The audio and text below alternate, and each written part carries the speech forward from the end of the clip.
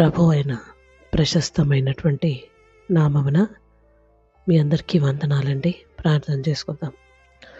జీవం కల దేవ, ఘనమైన తండ్రి, నీకు స్తోత్రాలు. మాతో మీరు మాట్లాడండి. మా అందరికీ వినగల చెవులు, గ్రహించగల హృదయాన్ని ఇచ్చి నడిపించమని యేసు నామం అడుగుచున్నాను తండ్రి. Amen, amen, amen. ప్రియమైనటువంటి నా సహోదరి సహోదరులారా, ప్రభు అయిన క్రీస్తు నామమున మీ అందరికీ వందనాలండి. పరిశుద్ధాత్మ దేవుడు జ్ఞాపకం చేసిన మాటతో మరి మీ ముందుకొచ్చానండి.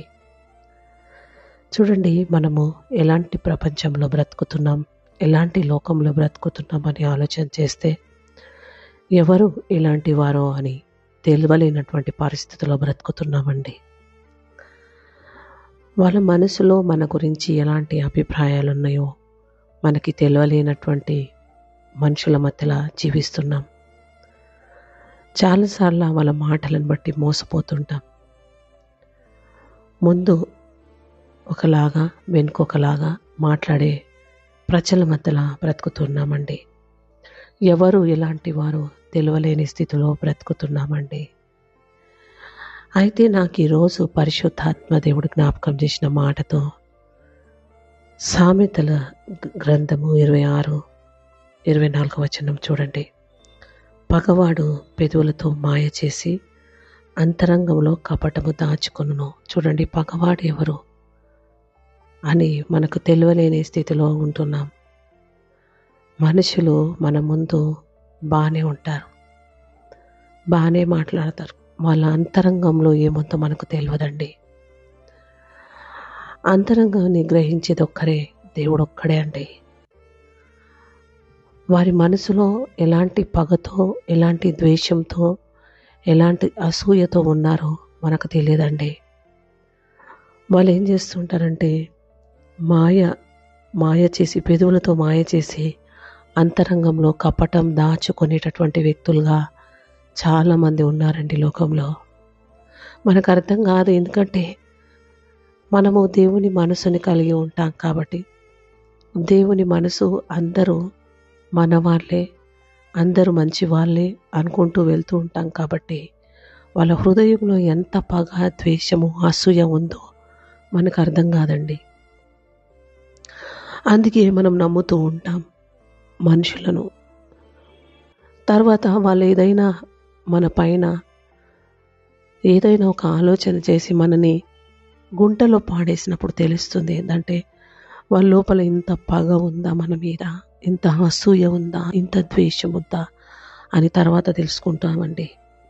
25వ వచనాన్ని కూడా చూస్తే, వారు దయగా మాట్లాడినప్పుడు వాని మాట నమ్మద్దంట. చూడండి, దయగా మాట్లాడినట్టు నటిస్తూ ఉంటారు. నటనతో కూడినటువంటి నమ్మకాన్ని సృష్టించాలనుకుంటుంటారండి. వారి దయగల మాటలనంట మనం నమ్మద్దా అంట. ఎందుకంటే అంతరంగంలో మాయ మాటలు మాట్లాడుతూ పగ, ద్వేషంతో ఉన్నటువంటి వ్యక్తులు మరి వారి హృదయంలో మరి దయగల మాటలు మాట్లాడినట్టు నటించినప్పుడట మనం నమ్మద్దంటండి. వారి హృదయంలో 7 హేయమైన విషయాలు కలవు. వాడంట తన ద్వేషమును కపట వేషం చేత దాచుకొనును. చూడండి, ఎట్లున్నారంట తెలుసా? వాళ్ళ హృదయంలోనంట ద్వేషం ఉంటుందంట అండి. అప్పుడప్పుడు చూడండి, చాలామంది మనం ద్వేషిస్తూ ఉంటారు. అసలు మన తప్పు లేకున్నా, మన ప్రణయం లేకున్నా వాళ్ళు మనం ద్వేషిస్తూ ఉంటారు. ఇతరుల మాటలు వినో, లేకపోతే ఇతరులు మన గురించి చెడ్డగా మాట్లాడినప్పుడు వినో వాళ్ళు అసలు మనం ద్వేషిస్తూ ఉంటారండి. అలాంటి ద్వేషించేవారు లేకపోలేదు. అప్పుడు అనిపిస్తుంది, వాళ్ళని నేనేమనుకున్న, వాళ్ళని ఎందుకు ద్వేషిస్తున్నారనే ఆలోచన కలుగుతూ ఉంటుందండి. అలాంటి వారిని కూడా మన జీవితంలో ఎదుర్కొంటూ ఉంటామండి. వాడు తన ద్వేషమును కపట వేషం చేత దాచుకొనును. చూడండి, కపట వేషం, ఎలాంటి కపటమైన వేషాలు వేసుకొని రాబోతుందో తెలియదండి మనుషులు. యేసుప్రభు అంటున్నారు, నరాకడ త్వరగా ఉంది. చాలామంది నేనే క్రీస్తునని వస్తారు, మాయా వేషములు వేసుకొని ధరించుకొని వస్తారు. ఏర్పరచబడిన వారు సహితము మోసపోయే అవకాశాలు ఉన్నాయని ప్రభువుల వారు సెలవిస్తున్నారండి. చూడండి, ఆ కపటమైన వేషం వేసుకొనంట మోసం చేసేటటువంటి వ్యక్తులు ఉన్నారంట. చూడండి, అక్కడ దాచుకొని సమాజంలో వాని చెడుతనమును బయలుపరచబడును. గుంటను త్రొవ్వువాడు దానిలో పడును.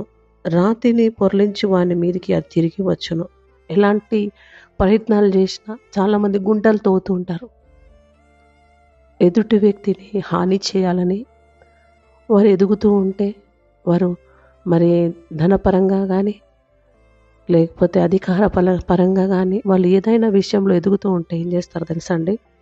వాళ్ళని గుంట త్రోవి పాడవేయాలనుకుంటారు. ఎందుకంటే నేను ఎదగకుంటే వాళ్ళు ఎందుకు ఎదగాలి, నేను ఒక స్థాయిలో ఉండకుండా వాళ్ళు ఎందుకు ఉండాలి, వాళ్ళు నాకంటే అధికమైన అధికారంలో ఎందుకు ఉండాలని గుంటలు తోవేవారు లేకపోలేరండి. హల్లెలూయా. రాత్రిని పొర్లించి వాని మీదికి తిరిగి వచ్చును. రాతిని పొర్లించి వాని మీదికి అది తిరిగి వచ్చునంట. ఎవరైతే రాతిని పొర్లిస్తారో అది తిరిగి వాళ్ళ మీదకి వస్తుంది. వాళ్ళు కపటమైన నటనను చూపిస్తూ నీ దగ్గరకు వచ్చారనుకుంటే, ద్వేషముతో అసూయతో మరి నీ మీదకి వచ్చారనుకోండి, తిరిగి ఏదో ఒక రూపకంగా వాళ్ళ మీదకే వస్తుందని వారు మర్చిపోతారండి. అబద్ధం ఆడువాడు తాను నలగగొట్టు వారిని ద్వేషించును. ఇచ్చకపు మాటలు మాట్లాడు నోరు నష్టము కలగజేయును. మాటలు చాలా జాగ్రత్తగా ఉండాలి. ఇష్టం ఉన్నట్టు ఎవరి గురించి అంటే వారి గురించి మాట్లాడడం దేవుని ఇష్టం కాదు. ఏం మాట్లాడుతున్నావో గ్రహించి మాట్లాడు. ఏం మాట్లాడుతున్నావో మరి ఏమంటున్నాడు? నోరు ఏం చేస్తుందంట? మనం మాట్లాడే మాటలను బట్టి నోరు నష్టాన్ని తీసుకొస్తుందంట అండి. ప్రియమైన సహోదరి సహోదరులారా, చూడండి, మోషే గురించి కూడా మాట్లాడారు. ఎవరు? మిరియాము, అహరోన్ మాట్లాడారు. ఏమన్నారండి? చూడండి, వాళ్ళు అంటున్నారు దేవుడు ఆయనతోనే మాట్లాడతాడా, మాతో కూడా మాట్లాడతాడని మాట్లాడినందుకు దేవుని యొక్క కోపము మరి మిరియాం మీద వచ్చి ఆమెకు కుష్టి రోగం కలగడానికి కారణమైందండి. చూడండి, మాటలు చాలా జాగ్రత్తగా ఉండాలి. ఎవరి గురించి ఏం మాట్లాడుతున్నామో ఆ మాటలతో మనకి హాని తెచ్చుకోవద్దు. దేవుడు ఈరోజు జ్ఞాపకం చేస్తూ ఉన్నాడు, మన మాటలని అదుపులో పెట్టుకోవాలంటున్నాడు. మన మాటలను జాగ్రత్తగా పెట్టుకోమంటుండు దేవుడు. మరి మన మాటల ద్వారా మనకు తీర్పు తీర్చబడుతుంది కాబట్టి చాలా జాగ్రత్తగా మాట్లాడాలంటున్నాడు ప్రభువు. ఈచకపు మాటలు మాట్లాడు నోరు నష్టం కలగజేస్తుంది. మన మాటల ద్వారా నష్టాన్ని తెచ్చుకుంటామట. మనది మనం నష్టపోవద్దండి. మన మాటలు చాలా జాగ్రత్తగా ఉండాలా. మన జీవితం చాలా జాగ్రత్తగా ఉండాలా. చూడండి, మన పెదవులు కూడా మరి చాలా జాగ్రత్తగా మాట్లాడాలని ప్రభు జ్ఞాపకం చేస్తున్నాడు. కపటమైన మాటలు, ద్వేషపూరితమైనటువంటి అలవాటు, అసూయ అవన్నీ తీసేయాలండి. మిరియాము మరి అహరోను కూడా అసూయ చెందారు మోషేతో దేవుడు మాట్లాడినప్పుడు. మరి అసూయ చెందినందుకు వారికి ఎలాంటి స్థితి గతి పట్టిందో మరి అలాంటి స్థితిగతి మనకు రావద్దండి. ప్రియమైన సహోదరి సహోదరులారా, మరి ఎదుటి వ్యక్తిని ద్వేషించడం, ఎదుటి వ్యక్తిని కపటమైన ఆలోచనలు కలిగి మాట్లాడడం, మరి ఎదుటి వ్యక్తిని మరి గుంట త్రొవ్వి పాడేయాలనుకోవడం, ఇవన్నీ దేవునికి ఇష్టమైనవి కావండి. కాబట్టి చాలా జాగ్రత్తగా ఈ లోకంలో బ్రతకాలి. మరి ఆయన రాకడ సమీపంగా ఉంది కాబట్టి మనం రాకడలో ఎత్తబడే బిడ్డలుగా ఉండాలని, మరి ఇలాంటి అలవాట్లు కలిగి ఉంటే మనం ఎత్తబడేటటువంటి అవకాశాలు మనకు ఉండకపోవచ్చు. కాబట్టి మనము ఆయనకు మహిమకరంగా మాత్రమే జీవించాలని, దేవుడికి ఘనత మహిమ తెచ్చే బిడ్డలుగా ఉండాలని దేవుడి మాటలన్నీ మన వెడికిల్లో దీవించునుగాక. ఆమెన్. వందనాలండి.